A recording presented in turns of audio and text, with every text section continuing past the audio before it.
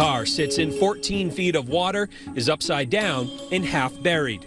It was 2021. Investigators found an old car at the bottom of the Connecticut River in Lancaster.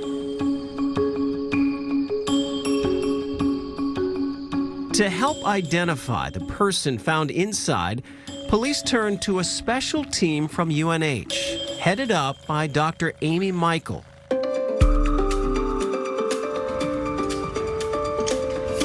If somebody is skeletonized, mummified, burned, otherwise visually unrecognizable, that's when you would call somebody like us.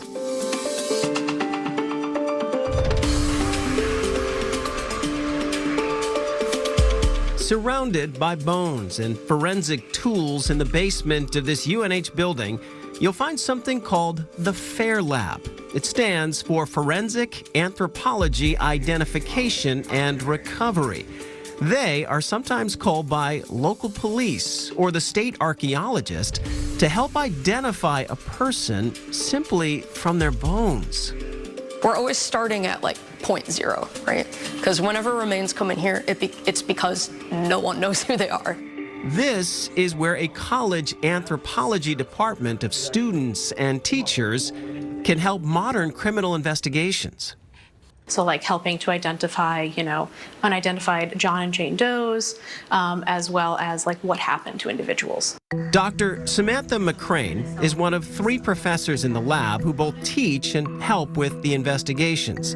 A common scenario: a construction crew finds buried bones. The FAIR Lab will be asked to see if it's an unmarked grave site or perhaps a crime scene.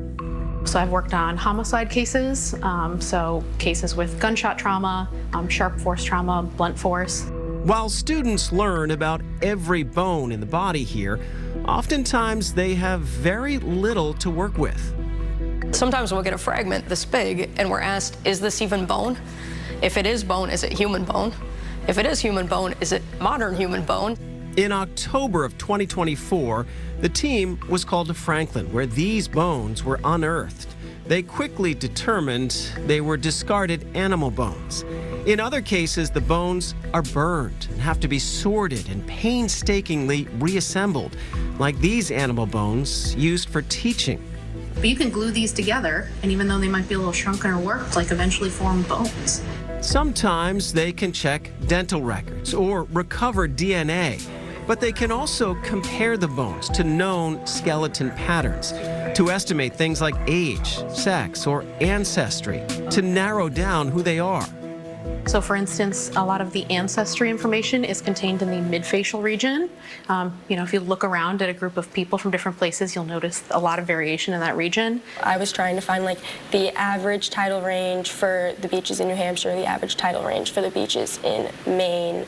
UNH senior Ella Tarza is one of many students who've worked on cases here, often to the surprise of classmates. They're either really interested or kind of horrified. My freshman year, I came to lab and I was like, I'm going to go deflesh cow bones. And my roommate was like, you are what? She's considering working in criminal justice someday. But first, she's putting together a thesis on how ocean water and currents impact human remains. This work hopefully can be used to help identify where remains came from in the future, to give us at least like a geographic region that we can say this person came from here and hopefully help identify them in the future. While this work does help solve cold cases and crimes, sometimes it helps answer historical mysteries too.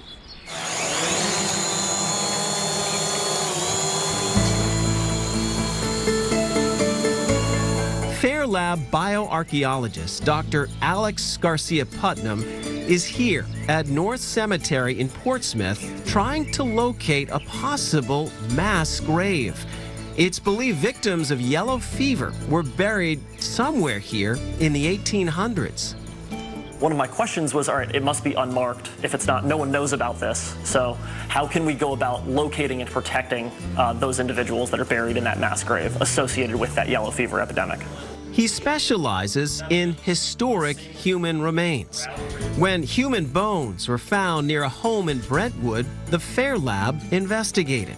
Turns out it was an old poor farm from the 1800s worked by the indigent. The inmates, as they were called, of these poor farms were effectively forced into agricultural labor for room and board. They were buried on site in unmarked graves. The UNH team analyzed and documented 9 unidentified people found buried there. We were actually able to get these remains reburied in the original location that they were disinterred from.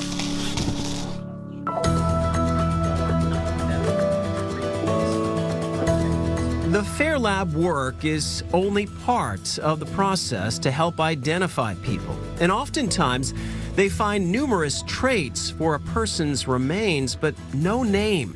Dr. Michael is hoping modern tools like genetic genealogy will help close more cold cases. In fact, it was DNA that helped their team solve the mystery in the North Country. After 43 years, investigators and family members say science is about to solve the mystery of Alberta Lehman's disappearance. Thanks to their work on that river in Lancaster and DNA analysis, they learned it was 63-year-old Alberta Lehman. She accidentally ended up in the water in 1978. It brought much-needed answers to her family, which is exactly why the Fair Lab does this work. I try and focus on, what I can give to people so I can give a voice when they no longer have one, say what happened to them. To me, one of the most rewarding things that we can do as anthropologists is use what we know about the human skeleton to provide enough information to get someone identified.